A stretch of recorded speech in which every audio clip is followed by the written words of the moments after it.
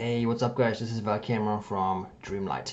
Welcome to this quick review of Stonemason's new prop, the Streets of Morocco.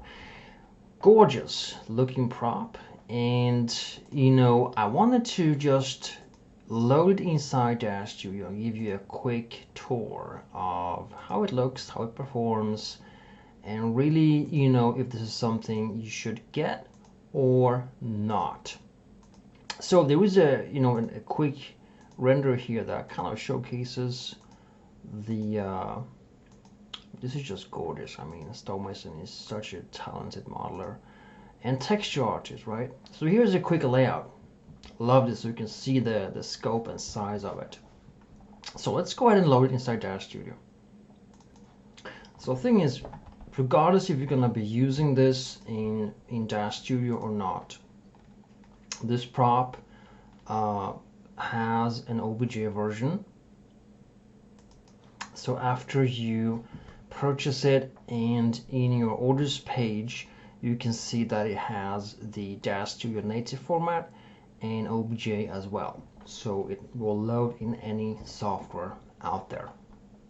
Alright, so inside DAZ Studio, regardless if you're going to be using it for your own use in DAZ Studio or in any other software, you need to first load into DAZ Studio. So props, DAZ Studio formats, my library, props, Stonemason. There we go. Streets of Morocco. Gonna load the Iray version, which uses the built-in Iray render engine, which I prefer to render through. So upon loading, let me just quickly go into texture shade mode so we can just take a quick look at this prop and see how it looks like. And awesome, so here's the middle of the square. Lots of gorgeous details. Love the tiles, the broken tiles, that's awesome. So and you just gotta love these hanging, cloths. It just looks amazing. Love that. So nice wooden doors. All right, got some details here. Awesome, looking great. And basically, you can just explore this on your own. I need to walk you through this prop for 5 hours. But it has lots of cool angles. You can go in here and rotate the camera around and get nice views from every direction. And there is some camera presets. If you load them here, they will instantly be added to your scene. And you got some render presets that are for the camera. So each camera has its own render preset. So for instance, if we choose camera number 2 and switch over to camera number 2. This is camera number 2, all right? And you then go and choose camera 2 render preset, and you switch over to NVIDIA Iray Preview. I just gotta make sure that we have the camera headlamp turned off. I dislike having it on. So basically, it just kicks in and starts rendering.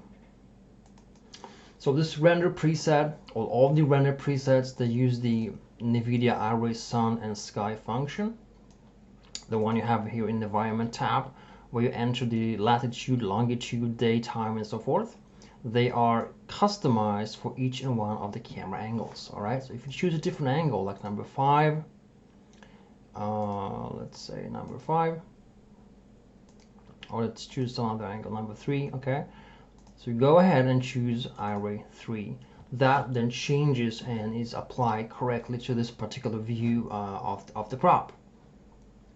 So I like this thing that you have, cameras, and then there is a customized light for it. So it kind of captures the essence of each camera angle. I like that. All right, so let's go ahead and choose number 8. All right, number 8. 8 and choose camera 8. Awesome. So besides that, there is some kind of, you know, a very cool thing.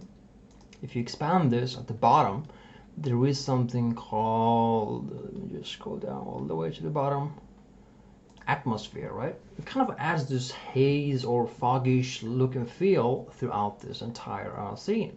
So you can go ahead and, you know, disable it, and that will then look completely naked, so to speak, a different look and feel. It won't have that hazy mood to it, and will be a little more clear. So it's up to you whether you want this look or a little bit more foggy and crowded with sand in the air and all that. Okay. So the quality of this prop, and you know, the render, and just how gorgeous it is, it's, you know, it's breathtaking. I just love this prop. I can just go on and wander here forever. I love this, you know, style of scenes. I love the geometry, all the details, and the lights. The lights are just gorgeous. So there are many, you know, props inside. There is a few, you know, pots here and there, but it kind of lacks all the details of a crowdy, you know, square, right? And which is a good thing and a bad thing. The good thing is you can add, you know, add your own stuff to it. The bad thing is you have to add your own stuff to it.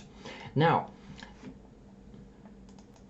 if you want to render this in a, you know, in a different software, you can just easily go to File, Export, and in here simply, you know, set a setting here, prop Stonemason, just gonna call it like that. Click on Save, and it's gonna ask for a, you know, whatever software you want to export to. And so whatever you have, 3ds Max, Blender, Bryce, Carrera, Cinema, Hexagon, Lightwave, Maya, whatever that suits your best, you just choose that.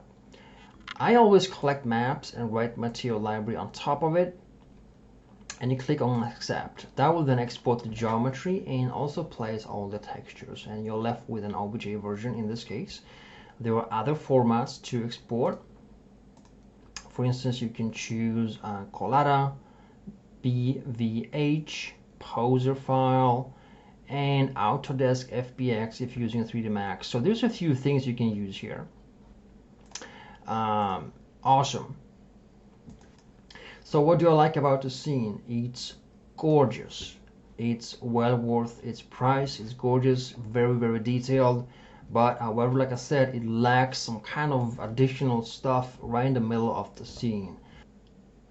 Alright, so there's plenty of camera angles to choose from, and the polygon count here opened in Lightwave, so as you can see it exports. This is directly exported from DAZ Studio, so this is not the OBJ version. This is the exported from DAZ Studio version. So the polygon count is 549,000 polygons. So it is quite heavy if you have a lower end PC.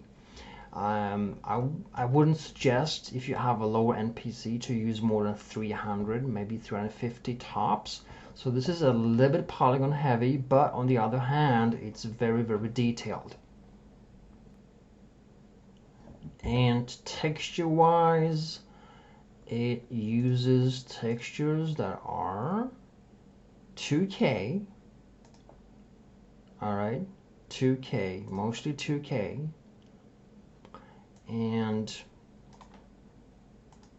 for a total of 110 textures at a total of 409 megabyte of memory consumption. So that is it. Thank you so much for watching. I hope you found this video useful. I love this prop. Now go get it, and I'll see you next time.